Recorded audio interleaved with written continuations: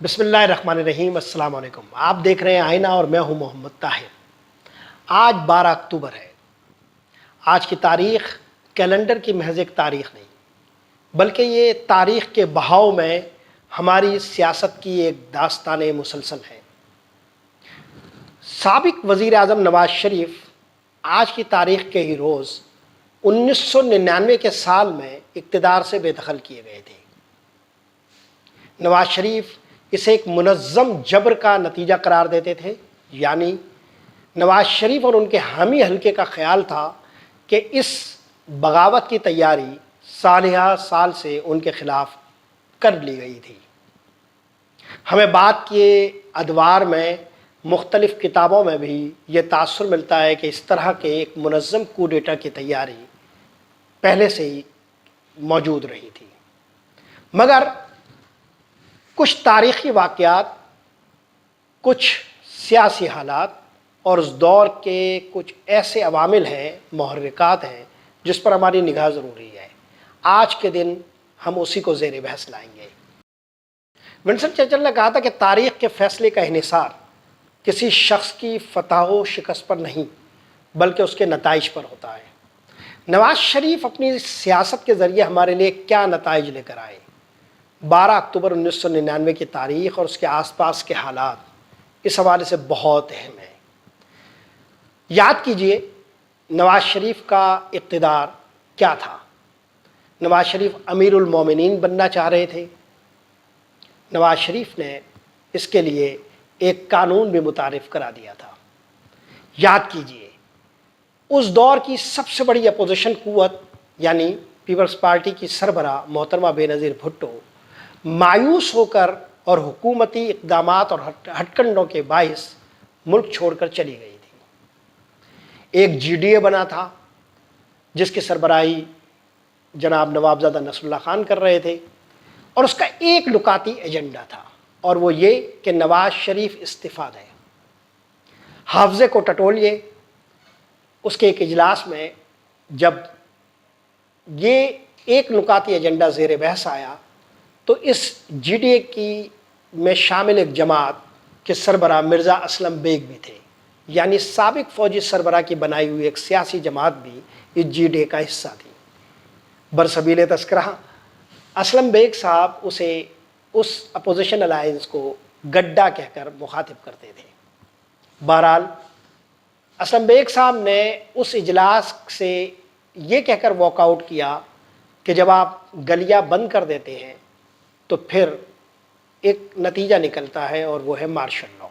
یعنی انہوں نے مرزا اسلم بیگ نے سابق فوجی سربراہ نے اس ایک نکاتی ایجنڈے یعنی نواز شریف کے استعفے کی شدید مخالفت کی، اور انہوں نے کہا کہ سیاست میں ان گلیوں کو بند نہ کیجیے۔ مگر اپوزیشن جس کی بہت ساری جماعتیں آج عمران خان کے خلاف ہونے والے ایک الائنس کا حصہ ہے، وہ تب نواز شریف سے صرف ایک مطالبہ کر رہی تھی، اور وہ یہ کہ وہ استعفیٰ دیں۔ ایسا کیوں تھا؟ اس لیے کہ انہوں نے تمام مرکزی سیاسی جماعتوں کو سیاسی متن سے حاشیے کی طرف دھکیل دیا تھا۔ ساری سیاسی جماعتیں جو تنہائی محسوس کر رہی تھی، کنارے لگی ہوئی تھی، وہ سب ان کے خلاف منظم تھی۔ یہ تو تھا ایک پہلو۔ متوازی طور پر ایک دوسرا پہلو بھی اس دور کا زیر بحث آنا چاہیے۔ نواز شریف اور اسٹیبلشمنٹ کے تعلقات تب کیا تھے؟ نواز شریف آج اسٹیبلشمنٹ کے حوالے سے جو زبان رکھتے ہیں، اس کا ذہن اسی دور میں ان کا تیار ہوا۔ اسٹیبلشمنٹ کے خلاف اس وقت ان کا رویہ کیا تھا اور اسٹیبلشمنٹ کا ان کے ساتھ رویہ کیا تھا؟ بنیادی وجہ نظر اس وقت بھی بھارت کے ساتھ ان کا ہمدردانہ سلوک تھا۔ اٹل بہاری واجپئی کا انہوں نے پاکستان میں استقبال کیا تھا، دیدہ و دل فرش راہ کیے تھے۔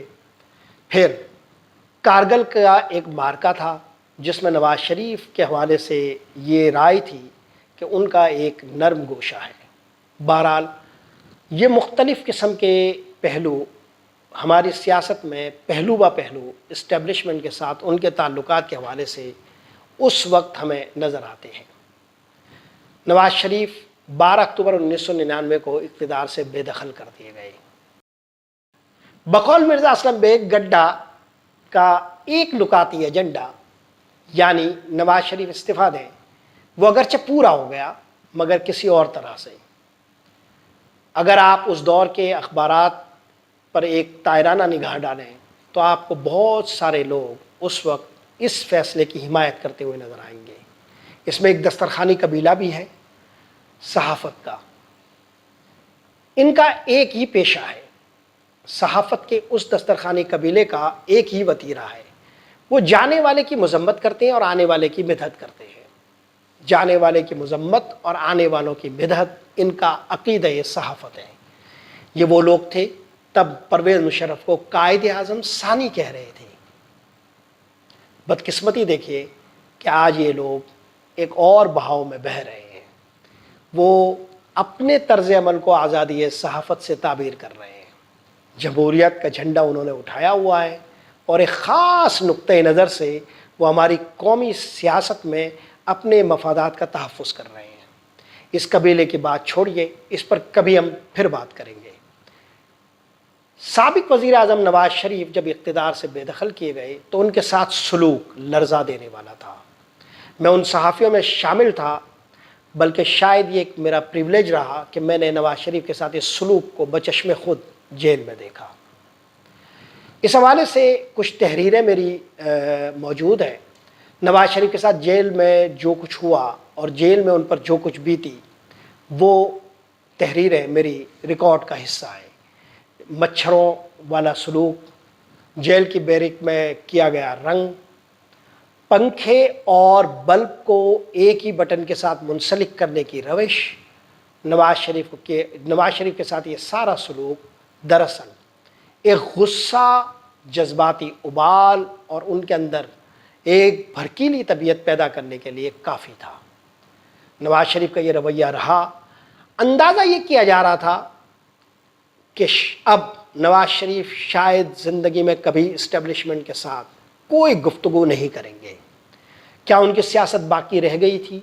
ये भी एक सवाल था जो उन दिनों सहाफ़त और सियासत दोनों मैदानों में ज़ेर बहस रहता था।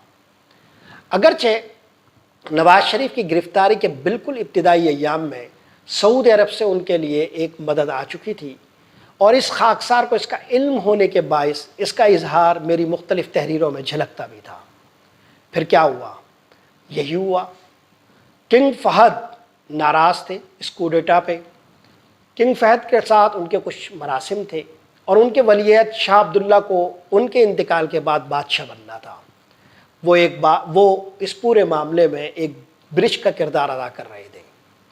नवाज शरीफ के ये सारे मामलात पसे पर्दा थे।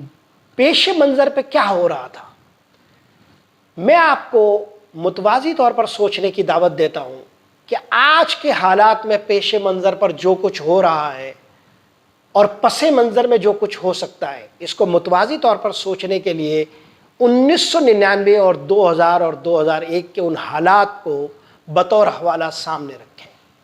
पेशे मंज़र में मरियम नवाज़ की वालदा मोहतरमा कुलसुम नवाज़ साहिबा इंतहाई बहादुरी से एक तहरीक चला रही थी।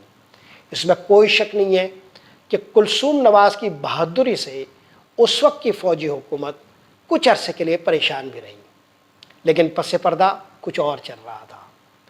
एक तरफ हिज़्ब इख्तिलाफ की मुख्तलिफ़ जमातें एक इत्तिहाद के ज़रिए इस मुनज़्ज़म फ़ौजी बगावत के ख़िलाफ़ नबर्द आज़मा होने के लिए अपनी सफ़बंदी कर रही थी।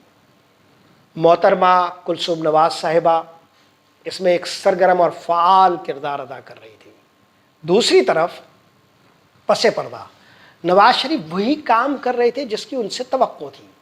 वो सलूक जो उनके साथ जेल में हुआ उसको सबसे पहले खुद उन्होंने फरामोश किया। इक़्तिदार ऐसी ही एक चीज़ है, इसमें दोस्ती और दुश्मनी के कोई मुस्तकिल पैमाने नहीं होते। ये हम नादान होते हैं जो दोस्ती और दुश्मनी के हवाले से मुस्तकिल बुनियादों पर अपने तासुबात पालते हैं, मगर जिनके लिए हम ये तासुबात पालते हैं उनके अंदर तासुब नहीं, मफाद होता है। वो अपने फ़ायदे को अपना मरकज़ी हवाला सियासत बनाते हैं। चुनांचे क्या हुआ?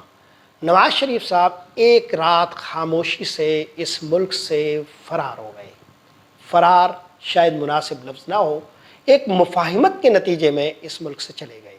یہ مفاہمت کس کے ساتھ کی گئی؟ یہ مفاہمت اسٹیبلشمنٹ کے ساتھ ہی کی گئی. کون سی اسٹیبلشمنٹ؟ وہی اسٹیبلشمنٹ جن کے خلاف آج وہ ووٹ کو عزت دو کا نعرہ لگاتے ہیں. تب اپوزیشن انتہائی مایوس ہوئی. اپوزیشن نے خاموشی سے یہ فیصلہ کیا کہ نواز شریف پر کبھی بھی بھروسہ نہیں کیا جا سکتا. یہ نتیجہ جو اپوزیشن کی مختلف جماعتوں نے اخذ کیا، اس کی جھلکیاں آپ کبھی کبھی آصف علی زرداری صاحب کی زبان سے بھی سنتے ہیں. جب بھی وہ مایوس ہوتے ہیں نواز شریف کے حوالے سے یہی جملہ کہتے ہیں. پھر آج کیا تبدیل ہوا؟ آج ہم کیا دیکھ رہے ہیں؟ کہانی وہی ہے، صرف کردار تبدیل ہوئے ہیں. نواز شریف کے خلاف جو مطالبہ تھا وہی مطالبہ آج عمران خان کے خلاف ہے. اپوزیشن جو کچھ کر رہی ہے وہ پہلے وہی کچھ نواز شریف کے خلاف کر رہی تھی، اور حکومت آج جو کچھ کر رہی ہے وہی کچھ نواز شریف 1999 میں کر رہے تھے. تو کیا ہم حالات کے گرداب میں ایک منحوس چکر کے درمیان دائروں کے کھیل کا ایک حصہ ہے؟ شاید ایسا ہی ہو. نتائج کیا ہوں گے؟ شاید وہی پرانے والے.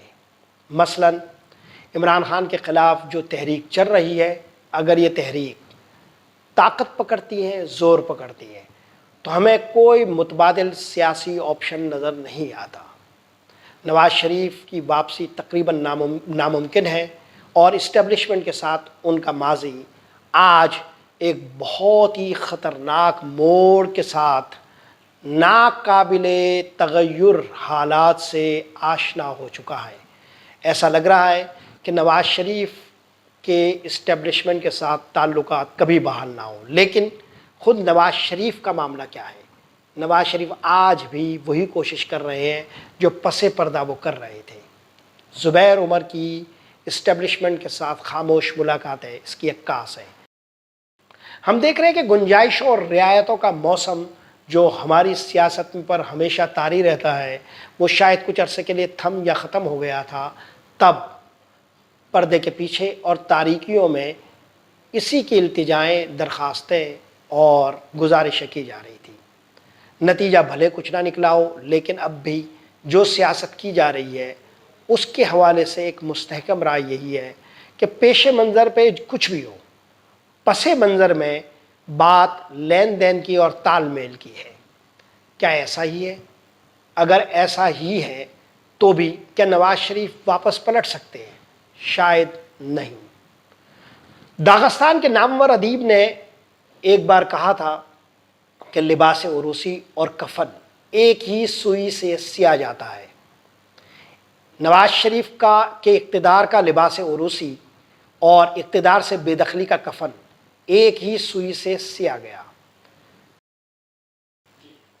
بقول سلیم کوثر، ایک ہاتھ کی جنبش میں در و بست ورنہ، گردش وہی، کوزہ ہے وہی، چاک وہی ہے. 1999 پر دھیان دیجئے اور آج 2020 کی سیاست دیکھیے. افسوس ہم صرف دائروں کے قیدی ہیں. کچھ بھی نہیں بدلا، کچھ بھی نہیں بدلا. بہت شکریہ. محمد طاہر کو اجازت دیجیے. اللہ نگہبان.